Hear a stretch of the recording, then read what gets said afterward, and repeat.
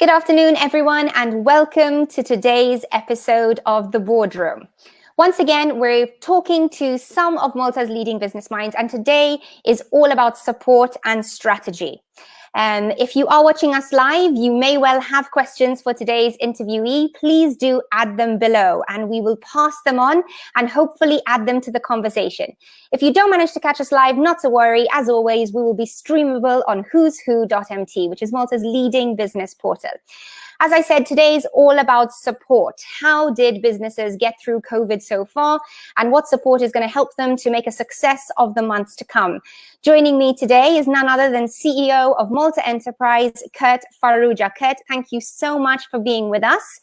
Now, as we know, thank you, Kurt. As we know, the government has committed 900 million in the last mini budget, and that is for individuals and businesses. And Malta Enterprise is committed to supporting with 50 million a month at the moment to help keep businesses going. Now, let's start the conversation by talking about what would have happened, in your opinion, if Malta Enterprise, if government didn't step in to give this support when COVID hit.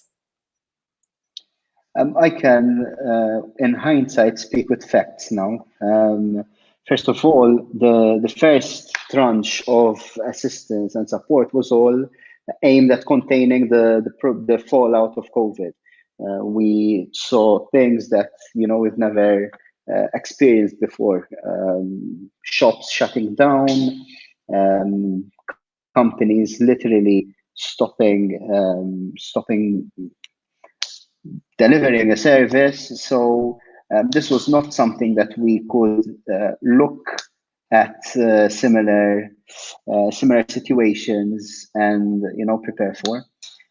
So now, in hindsight, with the figures that are coming out when it comes to employment levels, which has not been the catastrophe that some were predicting at first. You might recall that the Chamber of Commerce, the Chamber of SMEs, they were predicting, and the economists, of course, they were predicting up to 30,000 unemployed in the COVID period. I think at the moment we're at around 4,000, which is not a small number compared to what we had in the previous years. But I believe that the COVID wage supplement, which we as Malta Enterprise administered for the past 3 months, has managed to keep people in employment, even during a time when companies and businesses were not getting any income. Probably most of the viewers who are involved in business know that this was not a simple slowdown. So it was not a 25% hit. This was a 100 to 0 situation. So what the government did with its first package was to literally pay a large part of the salary of employees, and we had 20,000 applications of self-employed, of small businesses mainly, and also of large businesses that literally at one point were dependent on Malta Enterprise, the government's wage supplement. That was around, I believe, 80,000, 90,000 employees, basically on the books of Malta Enterprise, because we were issuing the money and disbursing the money to the companies to pay their employees. That support will be extended until September, from July onwards, in a different form, and in different forms, because, as you rightly said, the government has come up with a new plan, which is now calling the regeneration plan, the economic regeneration plan, and that is now aimed at growth rather than containment. Of course, the containment measures need to start be tapered off. But now we're at a phase where we are seeing businesses opening. Of course, demand is still on the low side. Our airport is still closed. So basically, we have to keep sustaining businesses. At the same time, however, we need to incentivize businesses to regenerate themselves, consumers to the courage to go out and actually eat in a restaurant, go to a bar to watch a football match or have a drink. And I think that is part of the regeneration process to come out of the sudden crisis that we had to face as a nation, but also globally.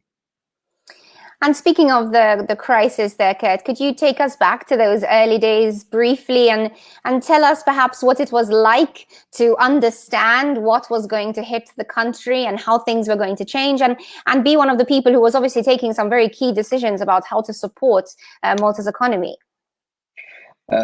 I would be lying if I said that we were prepared for such a situation. So when we were sensing, we started tracking early in January. When we're sensing that there might be a ripple effect from China coming down to Europe and the rest of the world, we started evaluating the situation.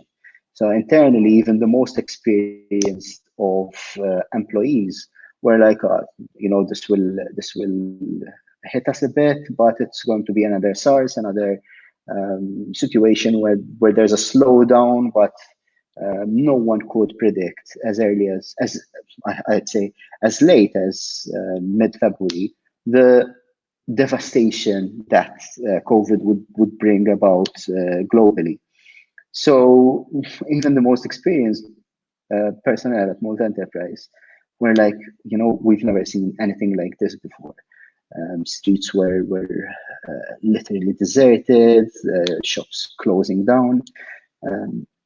So we couldn't turn on any sort of experience before. So yeah, literally we were not prepared. However, and this is thanks to the employees at government level, but also at Malta Enterprise. We sat down. We literally, instead of sitting back, we worked harder, and we were all during the past 3 months all hands on deck. We were speaking to companies every day. We saw that we had all the right IT and online forms, so that people do not need to either write or else have any physical contact. We saw I think we managed to speak to or interact with over 70,000 when it comes to calls, when it comes to emails, when it comes to online chats. And that is the way we had to basically reorganize ourselves as a corporation to manage to administer the schemes that were being announced by government. That meant that our investment promotion office, instead of doing investment promotion, they were processing applications. Our research department were processing and administering a scheme, and ended up processing applications. So all in all, I'd say that the versatility of the corporation, but the main principle of always assisting business and being a one-stop shop for business worked very well. Of course, we had business first, which is our first point of contact for businesses, for clients, that had also to change its way of supporting businesses by giving information on the weight supplement, by assisting them applying for the schemes. So all in all, I'd say that were we prepared for it? No, but nobody was.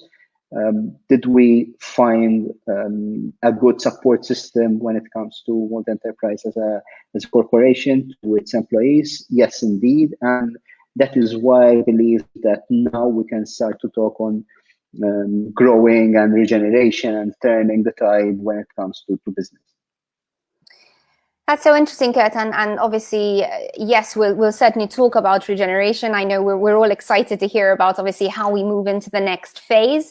But I'm curious, how did you find businesses and the private sector react when this started? I mean, we've obviously been in a growth period for the past few years, a very serious growth period. Some might say that businesses have had it easy, perhaps too easy in the past few years.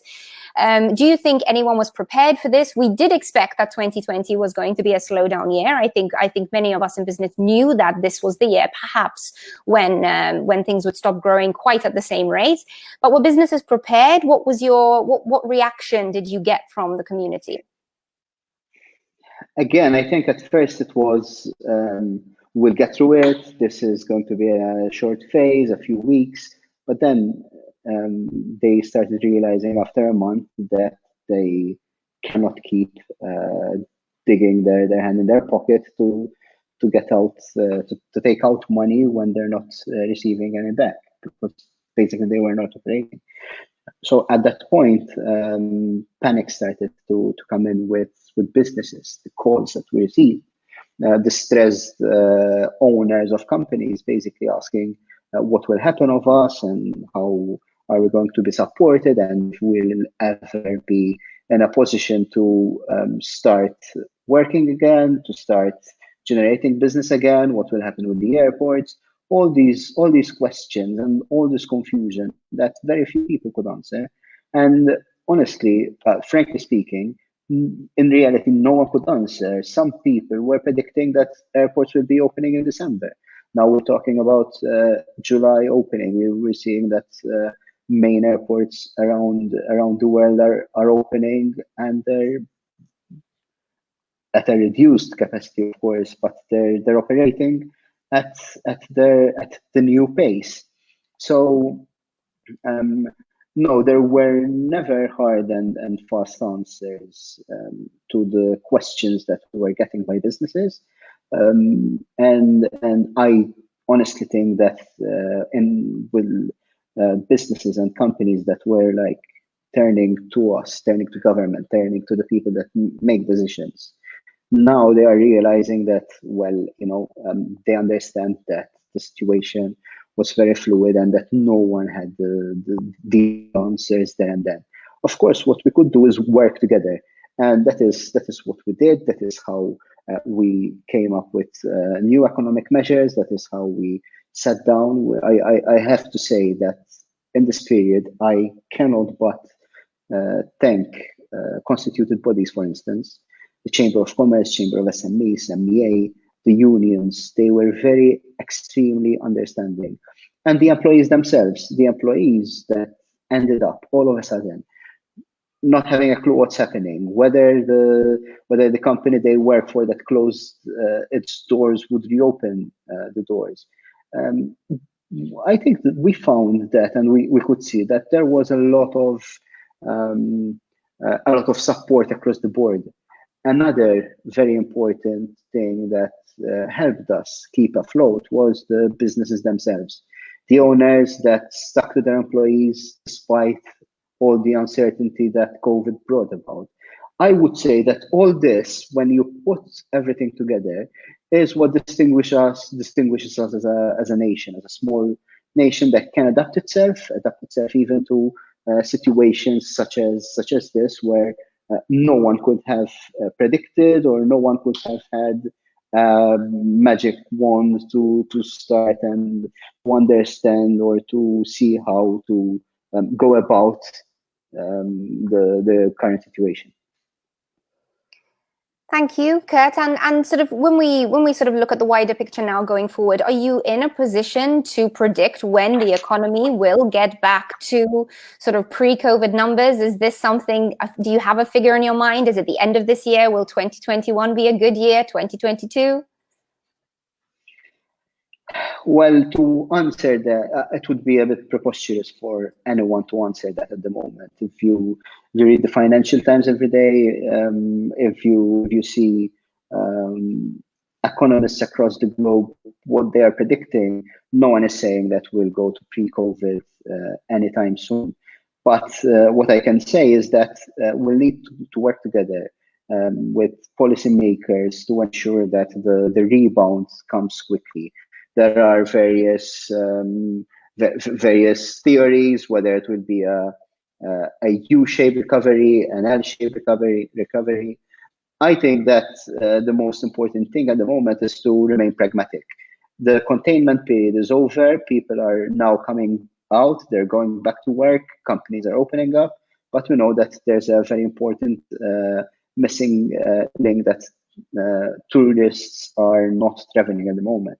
So again, we cannot say that we're over the crisis itself, the economic crisis itself. I believe that some problems will kick in now. Some companies that have survived will realize that the restart will be even more difficult than having to close down its shop or its operations.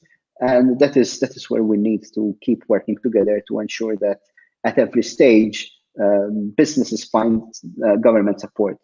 And that is where we start now to go into the other level of seeing how we can generate more business, how we can ensure that we are more competitive than other countries. If you paint a picture of the countries across the world, I think we'll be somewhere with the best performers, because where it comes to the health part, the medical aspect, the way Malta closed its airports soon enough and had its health system handling the pandemic and the cases of COVID that we had, I think that was handled extremely well when compared to our competitors in Europe and elsewhere.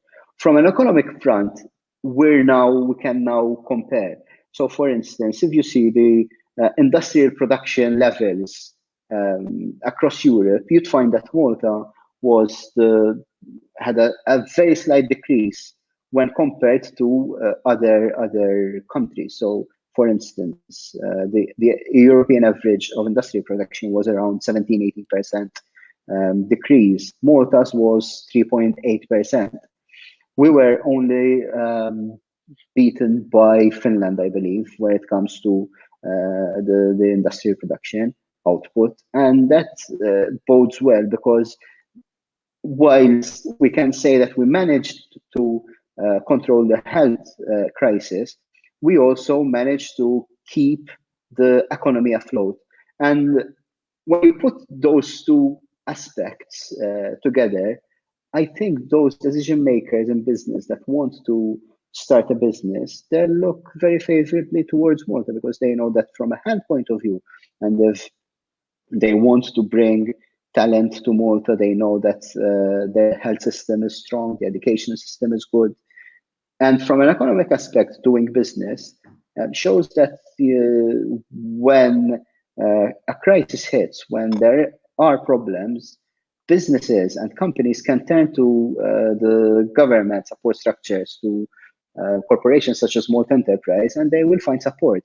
So I think, out of the crisis, we can look ahead and say, Malta as a package is a very solid, stable business jurisdiction, whilst our standard of living, when it comes to health, when it comes to education, when it comes to also the beauty of the country, I think we're a very solid proposition for international business, but also for local businesses that can relate and can see what happened elsewhere, and they can say that they're in a way lucky to be businessmen and businesswomen in Malta and finding the support of the state. Certainly. I know that a number of the business leaders we've been lucky enough to talk with on this program have spoken about how the past few weeks and months have given them an opportunity to think outside the box, look at what was working right within their organizations and perhaps what could be done better. And sort of when we look at Malta, obviously we're looking at a country perhaps with an excellent health system. We've seen that, and it's obviously been underlined to us in the past few weeks, education, etc. But we know, of course, we could be doing better on other things, environmentally, reputationally, etc. etc.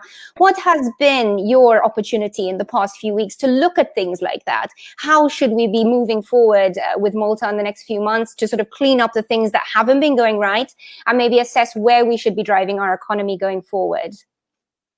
I think there's as a country we have an opportunity to look at the things that have not been going in the right direction and fix the roof even where we had our holes. So yes, definitely we need to look at the economic model. That everyone concedes that the past years have been very good when it comes to economic growth, but would that sort of growth have been sustainable for the long term?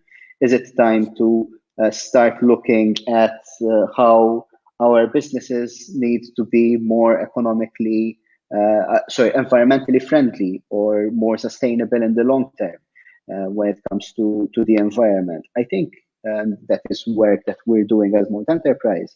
We need to have a good look at our economic model and start introducing certain reforms, even when it comes to the economy, when it comes to the environment, when it comes to what sort of businesses we want to attract. So at the moment, as Malta Enterprise, we're looking at medical technology, we're looking at life sciences, we're looking at pharmaceuticals, and how to attract sustainable business in those areas. But also, and there was a very important part of the budget, of the mini budget, the regeneration plan that government announced 2 weeks ago, that is generally overlooked because people tend to go back to bread and butter issues. But the regeneration plan talks about the environmental, social, and governance framework that we should be looking at as an economy. And I think it's the right time to be sitting down and say, we're almost starting from scratch. Where are the sectors that we must be taking care of? And I'm sure that being more tech savvy as a nation, sophisticating more our businesses, changing business practices to go more on technology, on AI, on more modern ways of working. Now can be a good time to chart together a new economic model to ensure that we go back on the path of growth, but growth where growth matters. And that includes, and I put particular emphasis because it's the right time to do, environment and also technology. Absolutely, thank you. And obviously, we know businesses, especially startups, at the moment, people might be put off going into business right now. This is not necessarily the ideal situation to be starting a new business. What would your thoughts be for anybody that is thinking, I have a great idea for a startup, but the economy is shut right now. Where am I going to find investors? How am I going to get support? What would be your advice? Now is the right time to go in business. Now is the right time to start up. I really think that there's an opportunity, and we should not let this pass, because startups can be agile. Startups can pace themselves on the amount of investment that they can put in, and as some of my colleagues and discussions we had, some of the major startups that are now multi-billion businesses have started up in crisis, like WhatsApp, Uber, Instagram. They all came or started during a crisis. So probably now is the time to act fast, to be agile, to ensure that startups are encouraged even more. I really believe that startups can be part of a new regeneration, of a new growth in Malta. And of course, we have to look at support structures and support measures that the country offers to startups. But at the same time, it's definitely a good time to start a business. And I really encourage the young entrepreneurs to be as innovative as possible. If not them, no one will. And if not now, probably they'll miss the boat. So my thinking when it comes to startups and starting up a business is diametrically opposed to whoever is saying that the economy is slowing down, so don't start a business. I think now is the time to actually think a bit differently, and instead of looking back and see how to get employed for a better salary, it's probably now time to think hard on how to be innovative and go into business. Of course, as Malta enterprise, we have very good support measures for startups. We have schemes such as B Start that goes up to 25,000 euros to start up. We've got Startup Advance that offers up to 800,000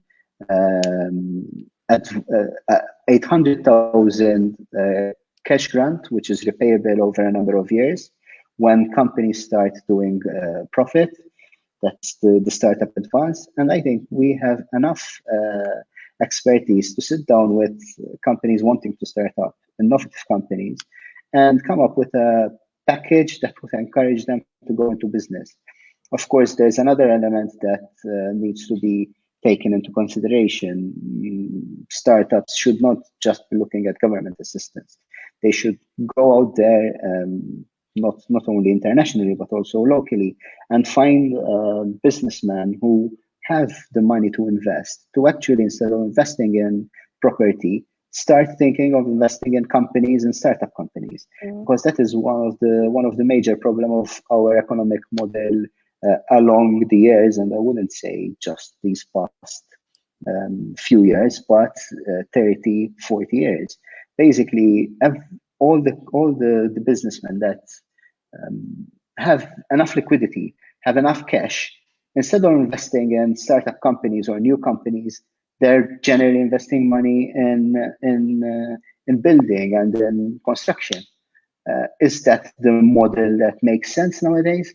I think that, and I would really encourage companies that are growing, that are liquid, that have the cash, to, instead of looking at going into the property business or the construction business, I really think that they should be looking at innovative startups and put their money in such companies that can grow from a small startup that can make up to 100,000 in turnover and a few thousands of profits here and there, to literally encourage them and take them a step further to go into the millions and hopefully billions. I'd really love to see a big startup coming out of Malta without the support that that angel investors, that investors give to these companies. That's going to be very difficult because government support on its own would not take it to that level. Excellent. And talking a little bit more about the support there, would you have a figure in mind of how many jobs you think could have been saved by the support that was given through Malta Enterprise? And sort of looking towards the end of the year now, as we go towards, obviously, the support now in place until September for a number of companies. How should companies start to transition out of the phase where they are semi-reliant or reliant on the support for their salaries into perhaps a new lean model that is going to give them sustainability into the future? In terms of numbers, I'd say that when you look at the companies and self-employed that applied through the COVID wage supplement, that is supporting around 100,000 jobs, well over 90,000, let's say. Those could potentially have been jobs lost. So yeah, I'd say thousands and thousands of jobs have been saved through the support measures. And now we're looking at going into the next phase, not just supporting on the wage, but also supporting on operations of the company. So that is why the new measures are looking at giving a refund on the electricity bill, refund on rent, and also I think there are support measures such as regeneration of business re-engineering which is, I think, very important at the moment. We've been through such a tough period. I think hopefully there are enough companies that sat down and thought of how to re-engineer their businesses just in case another crisis hits, just in case something else happens. And even if nothing else happens, I think companies had enough time to sit down and think on how they can improve their business model, like we've been discussing on a nationwide level of looking back at the economic model. I'm sure that business models need to be changing, need to be re-engineered, and that is why there's a very important measure in the regeneration plan, which assists companies to re-engineer their companies. There are also cash grants, such as the micro invest scheme. One of Malta Enterprises' most popular schemes along the years was the micro invest. We have around 3,000 applications per year. Government decided to convert the tax credits that we give out every year on the micro invest scheme to cash, part of it to cash. That is almost up to 2,000 euro grant in cash for businesses. So when you put all together, it's a 1,500 on the electricity bill, 2,500 on rent, 2,000 in cash grants for those who applied through the micro invest scheme in 2019, the business re-engineering consultancy. That goes up to thousands of euros in cash assistance to companies to ensure that they are back on their feet and running. Of course, the demand is what it is in Malta, and with the airports still closed, and even when they open up, we don't expect tourists to be coming back in their millions like they did in the past couple of years, at least for this year. Hopefully we'll recover in 2021 when it comes to tourism, but even there, no one can predict whether there's going to be any new wave of infections, a new infection, a new strain. So it's all a bit fluid, and that is why, as I said earlier, it would be preposterous to talk about exact dates on when recovery will take place. And being a country that is very reliant on tourism, that is something that we need to look at. That is why it's also time to start looking at diversifying even more our economy. I'd like to say, and I believe it's a fact, that as a country we've managed to keep afloat because of our diversified economy. So if you look at the components of the economy, you'd find that while retail and tourism tourism-related businesses have taken a huge hit, you'd find that manufacturing and the diversification in manufacturing, ranging from currency printing to medical devices, they kept producing, and they managed to also increase their workforce because production in some industries has increased. So I think that going forward, it's very, very important that we ensure that we have new niches in our economy. We look at new businesses to set up in Malta. We encourage startups to venture into entrepreneurship and business. If we manage to keep diversifying, when hopefully not soon enough, but when another crisis hits, then again, it will find a country which is prepared. And even when it comes to employment, if there's a hit in one sector, you'd hopefully have a support structure through training, reskilling, retraining for these employees to move into other industries that are doing well. And that is why we're encouraging also a lot of training and reskilling through a very strong scheme that we have as Malta Enterprise, which is the skills development scheme that was also mentioned in the regeneration plan, and also extended with another 5 million fund to ensure that the companies that employ 50 employees or less are part of the scheme, and they can take up to 70% of the training for the trainers, but also the trainees that take a reskilling program or an upgrade of their skills.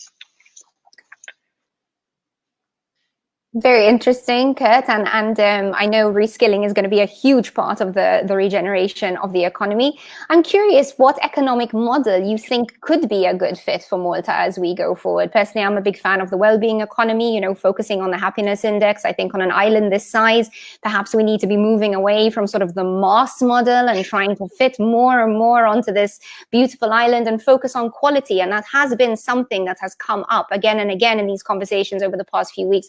And need for a shift towards a higher quality way of doing things. Is this something that you would agree with these business leaders on? Definitely, and I'm all for it. That's why I said we need to take a good look at our economic model, and it's time to start thinking on business sophistication, on different models of businesses to attract to Malta, even through FDI. However, I must put a word of caution here, because I'd rather have a large greenfield investment opening up in Malta than to our competitors. So I'd say that yes, quality definitely, but I wouldn't say that we should refuse any business unless it is business that is not clean business. Let's say so.